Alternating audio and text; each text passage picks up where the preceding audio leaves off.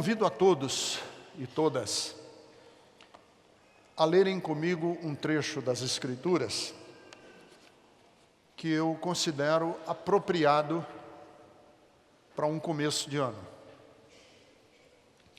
Encontra-se já lá pertinho do final da Bíblia, na primeira carta que escreveu Pedro, primeira carta de Pedro, no capítulo de número 3, se você não está bem familiarizado com a Bíblia, 1 de Pedro, capítulo 5, 3 não, 5, a partir do versículo de número 8. 1 de Pedro, capítulo 5, a partir do versículo 8.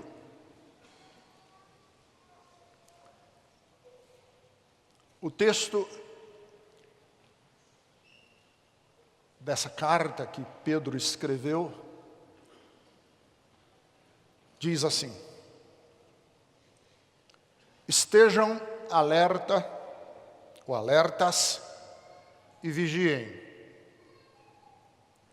O diabo, inimigo de vocês, anda ao redor como leão, rugindo e procurando quem possa devorar.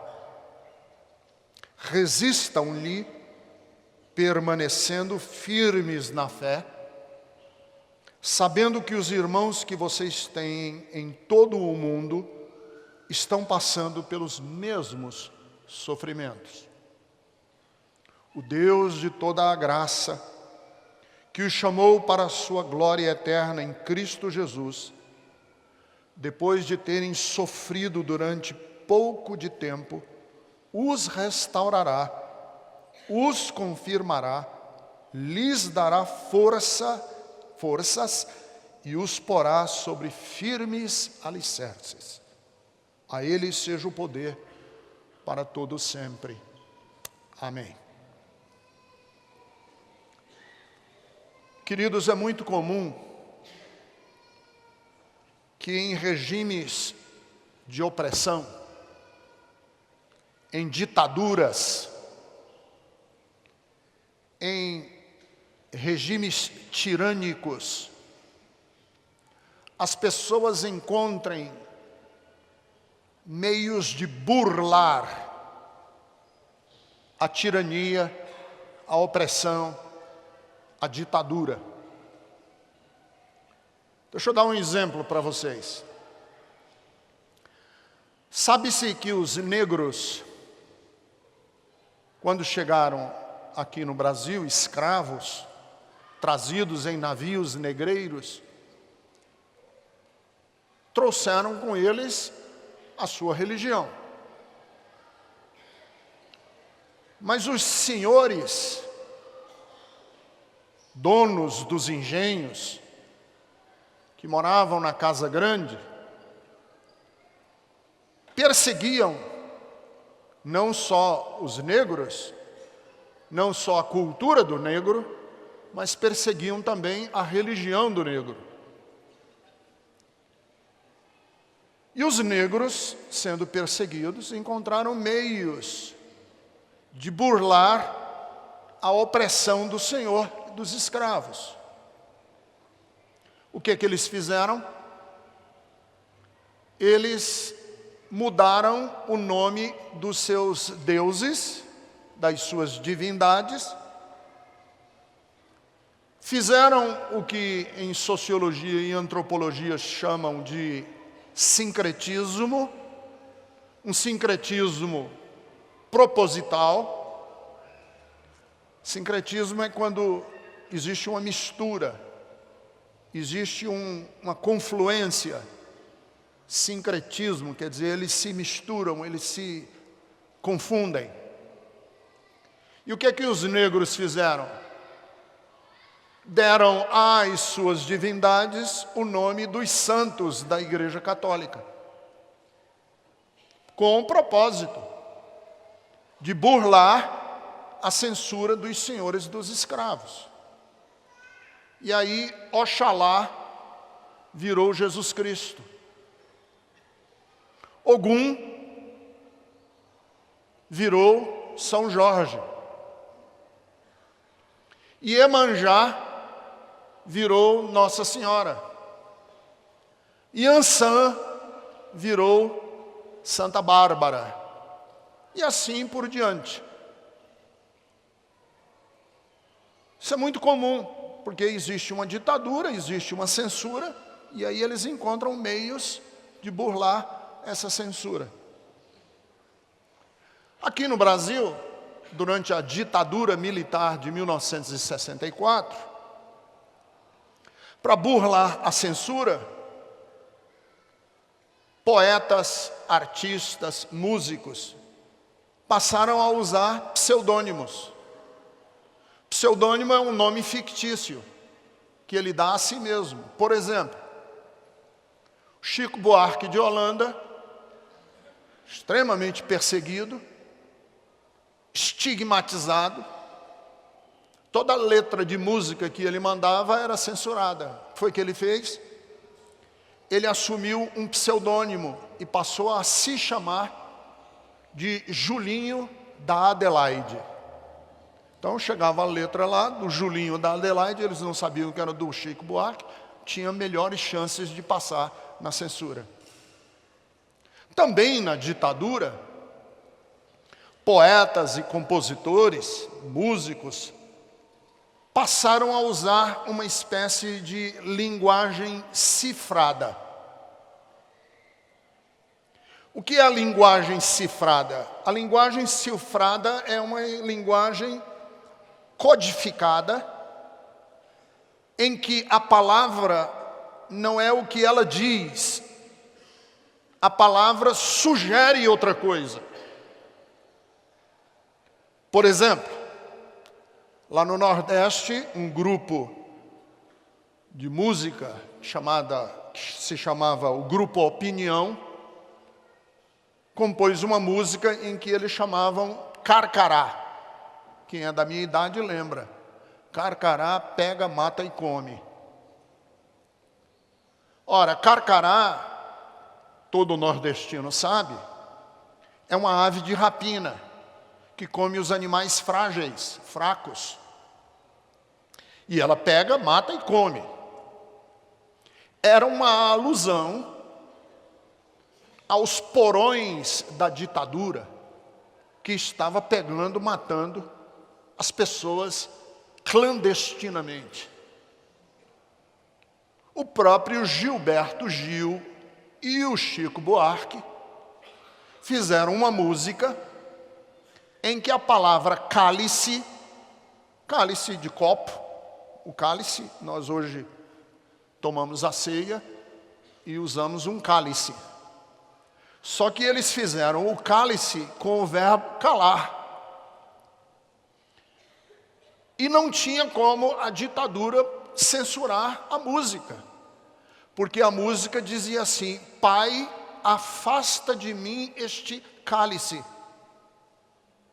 Só que este cálice, que é um texto da Bíblia, Pai, afasta de mim este cálice, não era cálice, era o verbo calar. E o verbo calar passou na ditadura e eles nem perceberam que a música era uma bruta denúncia. Pai, afasta de mim este cálice de vinho tinto de amargura. E quem é da minha época e quem é mais antigo aí nas rodagens da vida, lembra que o Chico também compôs uma música que era uma crítica ao Garrastazu Médici. Apesar de você, amanhã há de ser um novo dia. Lembram dessa música? Apesar de você, amanhã há de ser novo dia. Quer dizer, era uma crítica cifrada, codificada. Era um jeito de burlar a censura. Eu não posso afirmar, porque se eu afirmasse, eu estaria sendo um fundamentalista. Mas eu posso sugerir, e quero a opinião de vocês hoje de manhã. Será que Pedro, no texto que eu estou lendo para vocês hoje de manhã, da Bíblia, está falando do diabo? Ou será que esse texto é uma mensagem cifrada de Pedro? Para burlar a censura do imperador romano naquela época. É diabo que ele está falando quando ele diz assim: estejam alertas e vigiem, porque o diabo é o diabo, ou ele está falando do imperador de Roma? Não posso afirmar. Mas eu tenho uma suspeita que aqui é uma linguagem cifrada. Não é o diabo, que tem pé de pato e rabo de espeto e chifre, e que cospe fogo, e que é vermelho. Não. Eu acho que aqui é uma metáfora. É uma alegoria. Pode ser? Eu acho que sim. Desculpem. Porque não era incomum, naquela época, chamar as autoridades de nomes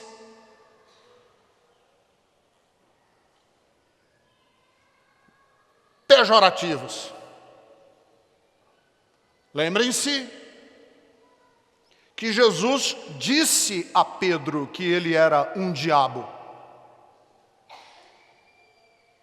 Em Mateus capítulo de número 16, Jesus disse para Pedro: afasta de mim, retrovade, Satanás. Sai de perto de mim, Satanás. Jesus chamou Pedro de Satanás. Ora, se Jesus disse para trás de mim, Satanás, porque você não pensa nas coisas de Deus e sim nas coisas dos homens, essa carta de que Pedro escreveu, primeira carta de Pedro, é, na verdade, uma carta escrita aos crentes que tinham sido dispersos por causa de uma perseguição política, religiosa do imperador. Os crentes, lá no comecinho da carta, eu não vou pedir que vocês abram, mas eu vou fazer a menção. Lá no comecinho da carta, Pedro diz assim: eu estou escrevendo essa carta aos crentes, os eleitos de Deus, dispersos no Ponto, na Capadócia, na província da Ásia, na Bitínia. Os crentes que estavam dispersos, teve uma perseguição. Imaginem uma perseguição aqui no Brasil e todos nós somos dispersos, não temos mais o direito de nos reunir. E os crentes estão apavorados com Nero, porque Nero, o imperador, era um sujeito terrível.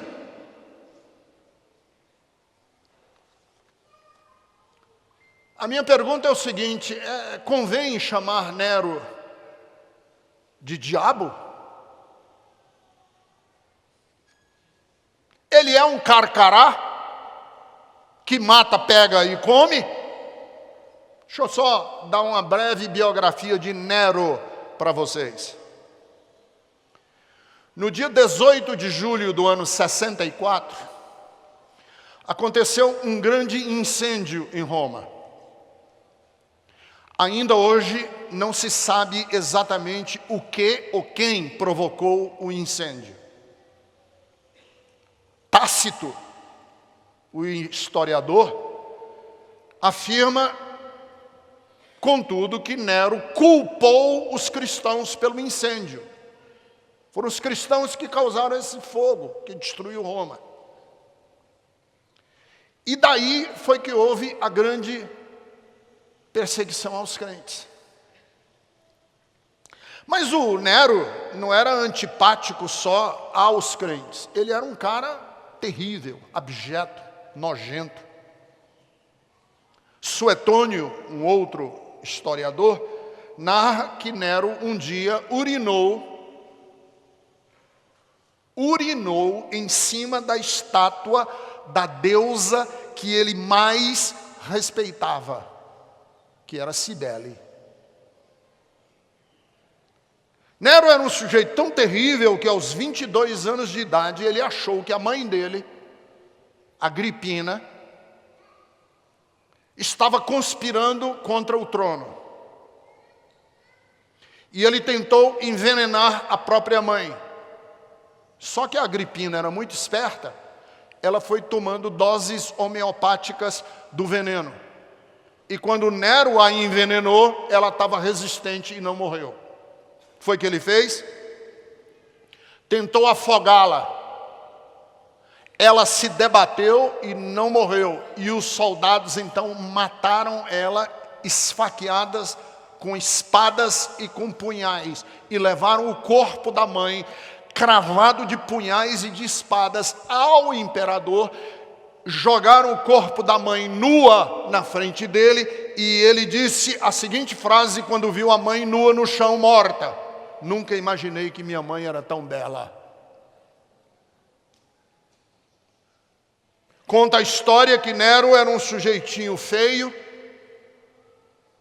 tinha um rosto maligno, dizem que tinha as pernas finas, o estômago inchado,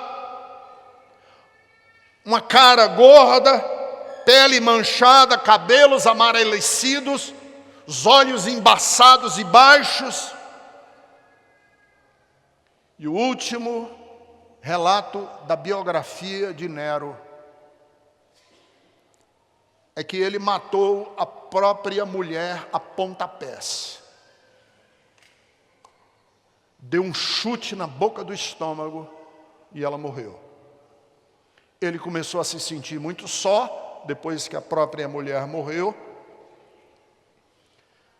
E o que foi que ele fez? Ele castrou um escravo, fez desse escravo a sua mulher pelo resto da vida.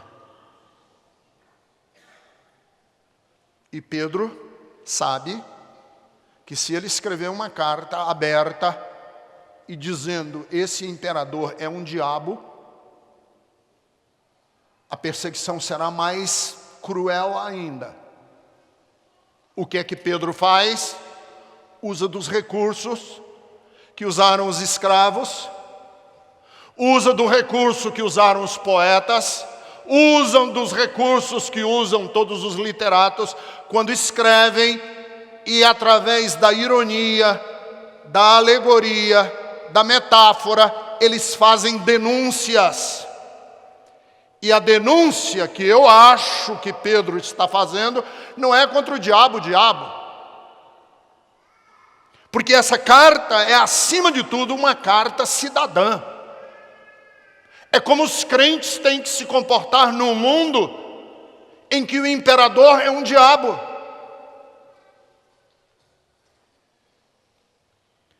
E o adversário de vocês, o diabo, é como um inimigo que anda ao redor, rugindo como um leão,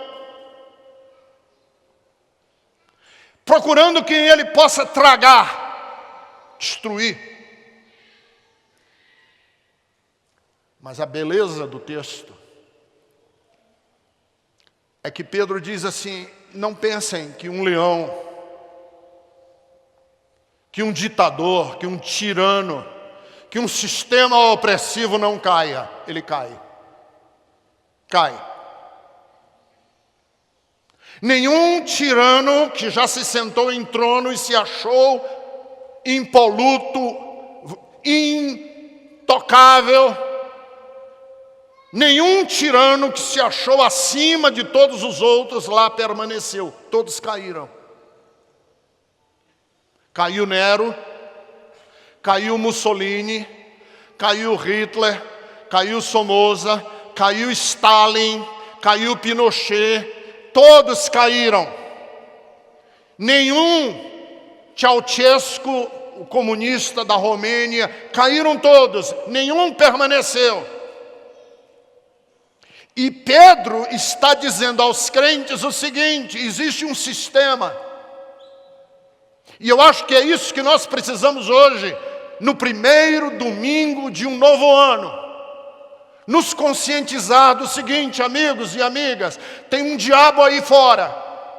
E esse diabo que está aí fora não é o diabo metafísico, sobrenatural, que está lá nas camadas celestiais, não. Ele está entranhado nas estruturas, ele faz parte de um sistema, e esse sistema que a Bíblia chama de mundo, é um sistema que quer matar, quer tragar, quer destruir. E aí Pedro diz assim: mas não fiquem pensando e nem fiquem atolados, achando que, paralisados, achando que esse sistema maligno, diabólico, essa estrutura que quer destruir com você, com a sua família, com o país, com os pobres, que quer destruir com o imigrante, que quer destruir com o refugiado, não pensem que esse sistema é intocado, não, ele pode cair, e vai cair.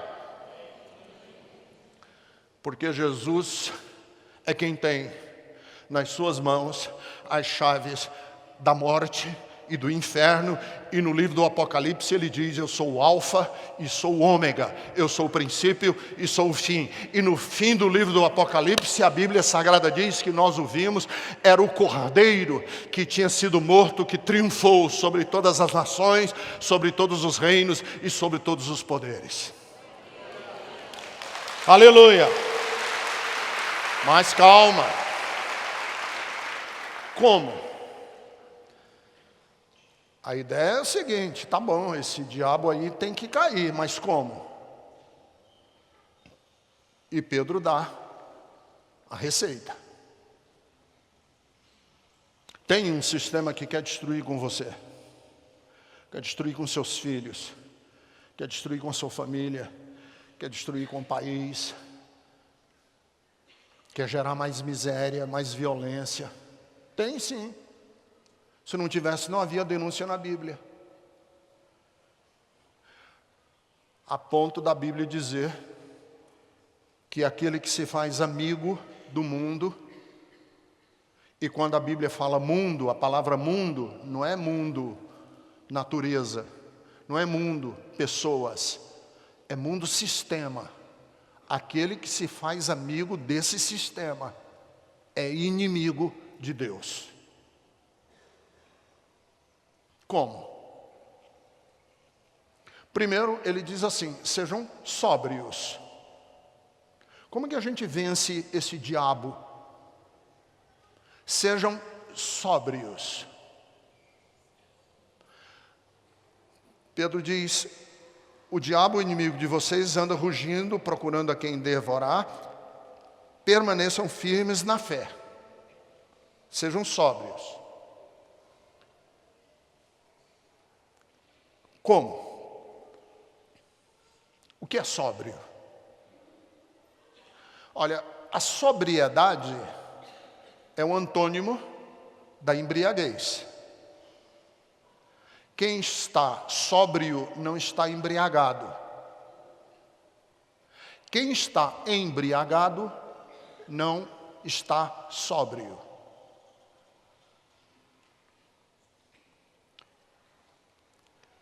O que é que Pedro está querendo dizer quando ele diz assim: sejam sóbrios?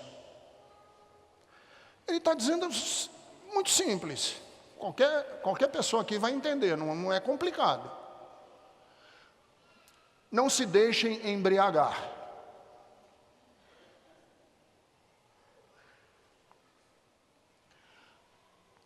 Porque a embriaguez é tudo aquilo que me tira a lucidez. Até rimar, rimou. A embriaguez tira a lucidez.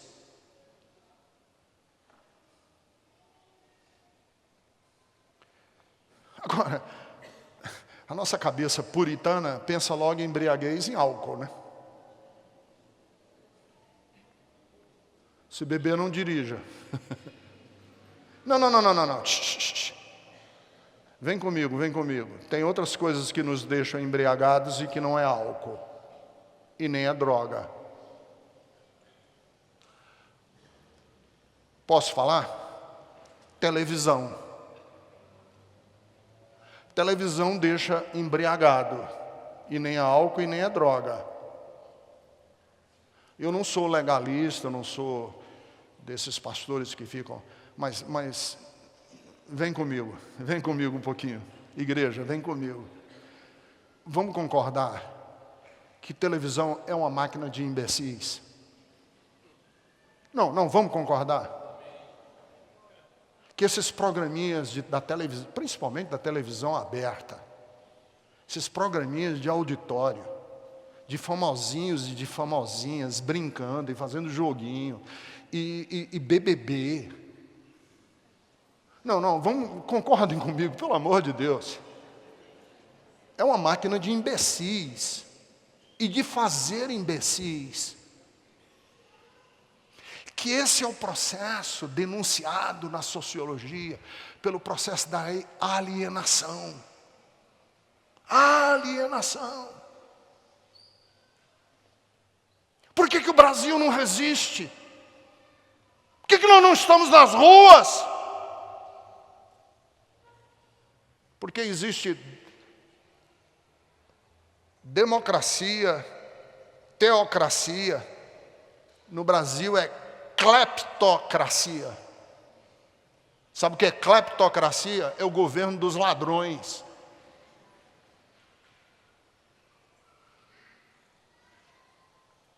Estão roubando na nossa cara. Os hospitais estão um lixo. Os presídios têm levante e rebeliões, as facções criminosas se multiplicando. Nós estamos sendo encantonados pelo crime, pela roubalheira, pela cara de pau, pela desfaçatez. E nós não fazemos. E por que não fazemos nada? Estamos embriagados. Embriagados num processo que nós nem percebemos. Tiraram a nossa vontade de lutar, de ir à rua, de protestar, de nos levantar, de dizer não, de dizer chega, de dizer basta. São processos de alienação. E eu não quero ficar falando de televisão. Concordem comigo. Igreja. Religião. E quando a crítica foi feita lá no finalzinho do século XIX para o século XX, de que a religião é o ópio do povo. E eu vejo os programas de televisão evangélicos. Eu falo,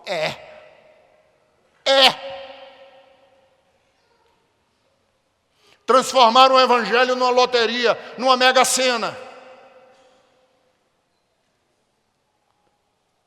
Loteria da virada. Venham para a nossa igreja.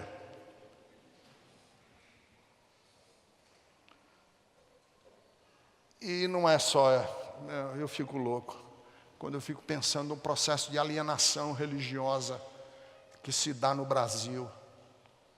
De um monte de gente que se diz de Jesus entorpecida por uma mensagem falsa e mentirosa de prosperidade, de riqueza, e todo mundo correndo atrás de Deus, que vai multiplicar e vai abençoar, e vai multiplicar e vai abençoar, e as igrejas lotadas, e tratando Deus como se Ele fosse a Caixa Econômica Federal dos milagres, da mega sena da virada evangélica.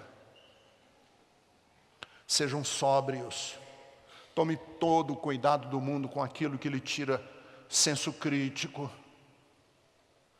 Cuidado com propaganda política, cuidado com propaganda partidária, cuidado com propaganda de pastor. Não aceite, inclusive, o que eu digo, porque foi dito pelo Gondim. Passe pelo crivo do bom senso, passe pelo crivo da ética. do que é correto. A Bíblia diz que a gente tem que pensar o que é correto, o que é justo, o que é direito.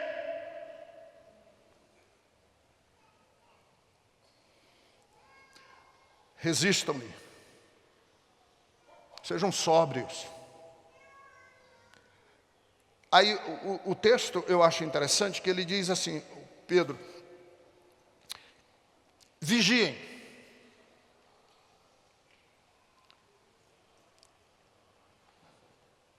Não sejam apenas sóbrios, vigiem.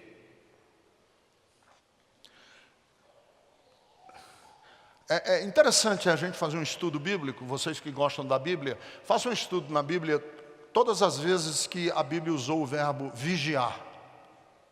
Como Jesus usou esse verbo. Vigiem, vigie, vigie, vigie. Vigie, quando ele contou a parábola das virgens loucas e das virgens sábias, vigiem.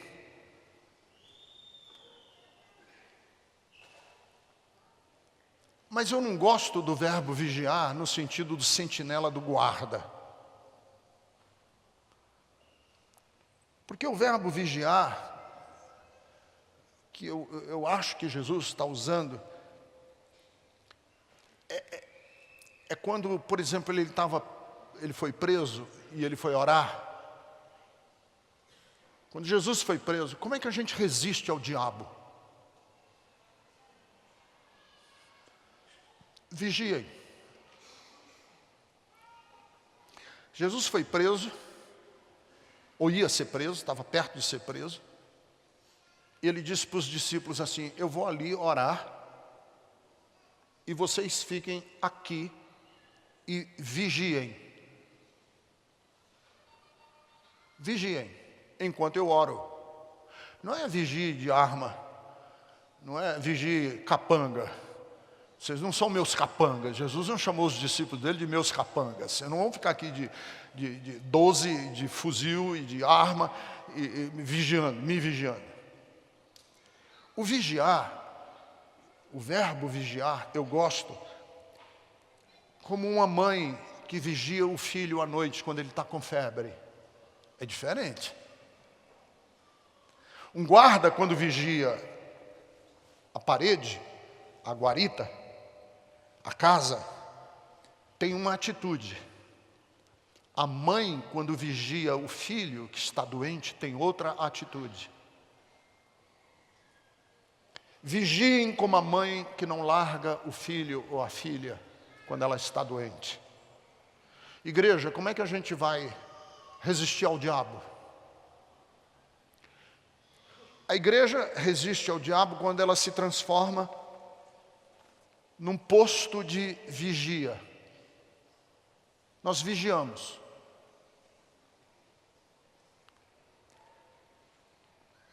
Deixa eu só dar um exemplo para vocês. Minha mãe estava com muita febre. Minha mãe tinha câncer.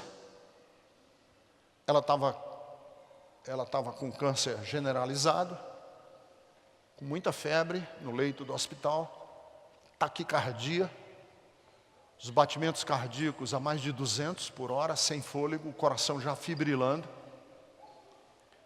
E a médica falou, ela não pode ficar no apartamento, ela tem que ir para a UTI. E quando a gente se despediu, a minha mãe olhou para mim, desesperada, sem conseguir respirar. E a minha mão e a mão da minha mãe se tocaram e eu soltei.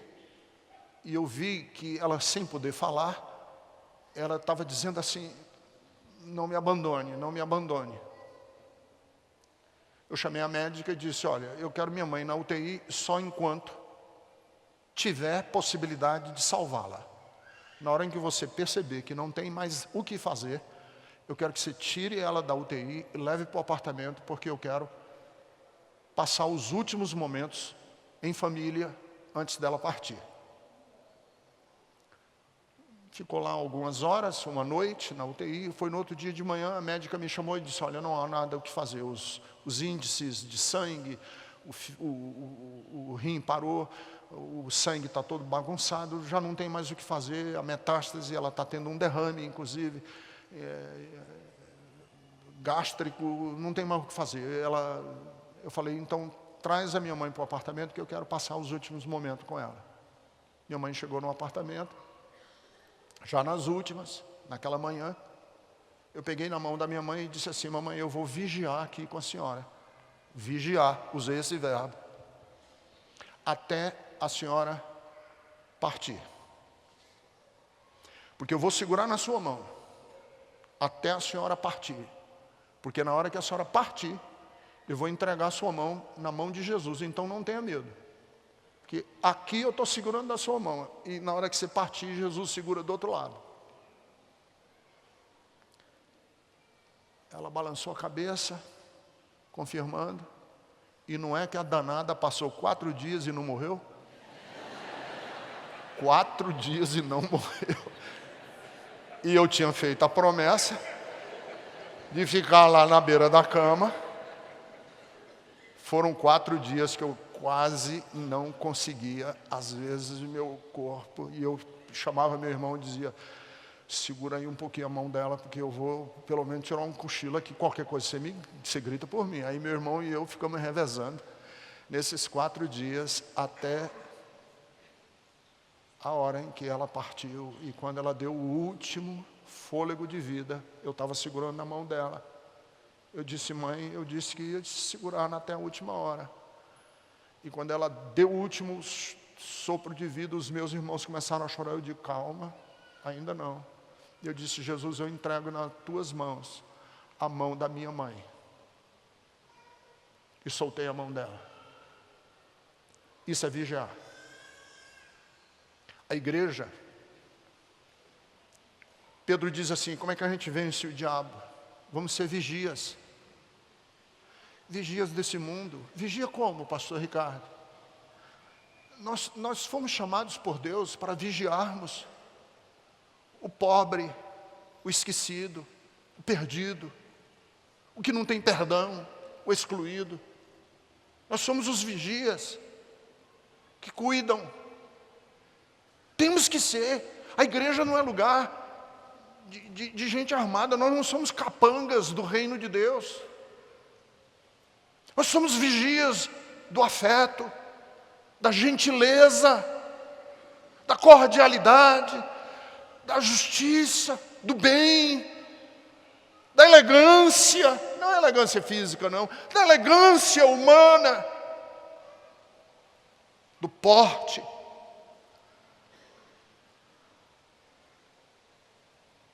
Resistam o diabo. Porque tem um sistema aí que é odioso, que é intolerante. Mas resistam.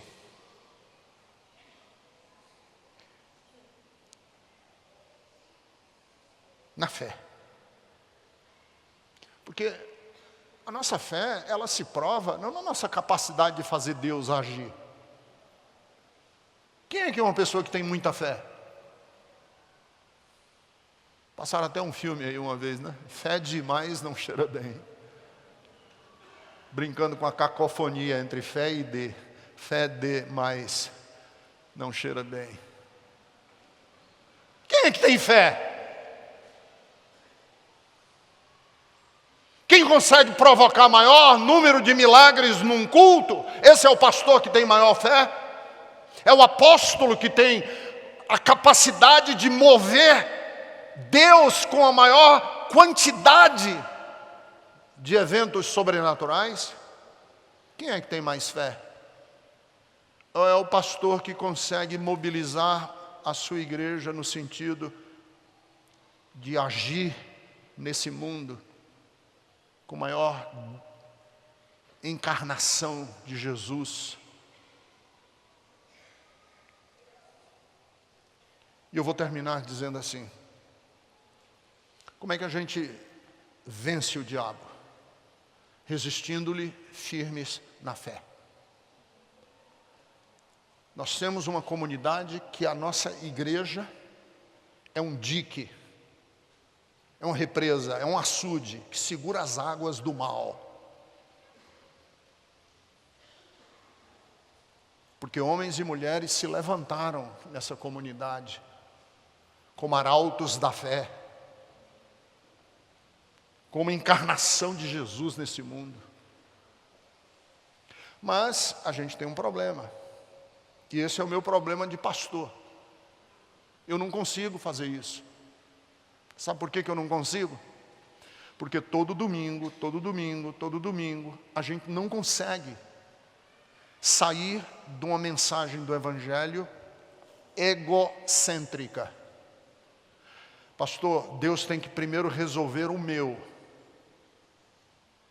Quando eu tiver resolvido, aí a gente resolve o dos outros. O problema é que a gente nunca termina de se resolver. Nunca. Aí nós temos cultos dominicais aqui, é o seguinte, eu vim buscar a minha bênção, o meu problema, a minha ansiedade, a minha depressão, a minha luta conjugal, o meu problema de angústia, o meu problema de síndrome de pânico, o meu problema de ser mal resolvido com dinheiro, o meu problema de ser uma pessoa mal resolvida socialmente. Nós nunca acabamos de nos resolver. Resultado, nunca sobra energia para resolver o problema de ninguém, porque a gente está sempre se auto-resolvendo. Como é que Pedro resolve isso?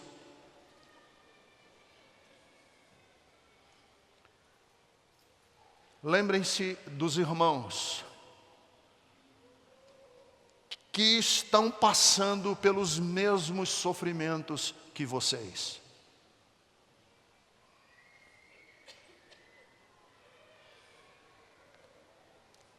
Como é que eu me resolvo? No reino de Deus, você inverte a lógica. Os primeiros serão os últimos e os últimos serão os primeiros. Essa é a lógica do reino. Não fui eu que escrevi, nem fui eu que falei isso, foi Jesus. Então, se você está de bronca, resolva com Jesus. Você canaliza a sua energia primeiro para o outro, e aí você se resolve. O problema é que nós invertemos a lógica.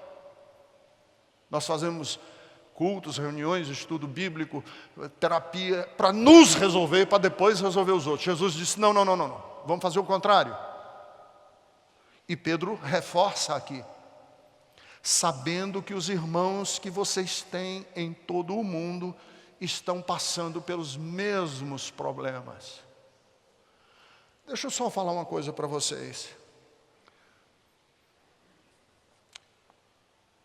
É claro que a gente não pode comparar a dor e sofrimento de ninguém, mas você já pensou nos nossos irmãos cristãos em Alepo, na Síria? Você já pensou nos muçulmanos Rohingya, na Birmânia?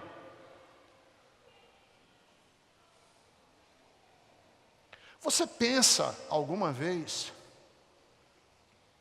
na Baixada Fluminense e quem precisa de um médico e que mora em Belford Roxo, no Rio de Janeiro, e que tem que bater numa clínica do governo, do SUS da vida, lá em Belford Roxo, Duque de Caxias, no Rio de Janeiro? Você conhece alguma coisa sobre mulheres que estão hoje em abrigos porque sofreram violência doméstica, o marido quebrou o nariz dela de tapa e de murro? Você conhece algum abrigo de mulheres que se refugiaram, e mulheres cristãs? Eu tenho uma amiga que defendeu o doutorado dela em abuso familiar, e ela estudou inclusive um abrigo católico aqui no Capão Redondo. E a maioria das mulheres desse abrigo católico eram mulheres evangélicas, e algumas esposas de obreiros de igrejas evangélicas, que o marido quebra a cara de murro, invocando inclusive um texto da Bíblia: mulheres sejam submissas aos seus maridos. Desses dias eu estava em casa e uma pessoa me mandou um tweet do Twitter, com o rosto de uma meninazinha, 13 para 14 anos, ou 12, não sei a idade da menina, mas ela com um fardo, um volume na cabeça, e aí estava escrito assim embaixo: essa menina é muçulmana, de Rohingya, toda a família dela foi queimada viva na aldeia, e ela está fugindo, e é tudo que ela pertence na vida, ela está carregando na cabeça. E quando os meus olhos se encontraram com os olhos daquela fotografia, o Espírito Santo de Deus falou assim para mim: Ricardo, o rosto dessa menina é o rosto de Jesus. Jesus tem essa cara. Jesus tem essa cara. Porque no capítulo 25 de Mateus, ele disse: eu estava com fome, e você me deu de comer. Eu estava com sede, você me deu de beber. Eu fui refugiado e você me deu abrigo. E naquele dia nós vamos perguntar a Ele e dizer: Senhor, quando? Quando foi que eu te vi com fome, com sede e refugiado? E Jesus disse: quando você fez ou deixou de fazer a um desses pequeninos. Como é que a gente resiste ao diabo? A gente resiste ao diabo saindo dessa lógica em si mesmada e dizendo: Deus, o que é que eu posso fazer? Como que eu posso fazer? Aqui está a minha vida, para que esse mundo não seja engolido por um leão, porque o mundo está sendo engolido por um leão. E eu quero convocar a minha comunidade de fé, a Bethesda, a sermos essa comunidade que se levanta. Jesus disse: vocês são o sal da terra, a luz do mundo. E nisto o mundo, João 13:35, nisto o mundo saberá que vocês são os meus discípulos, se vocês souberem amar.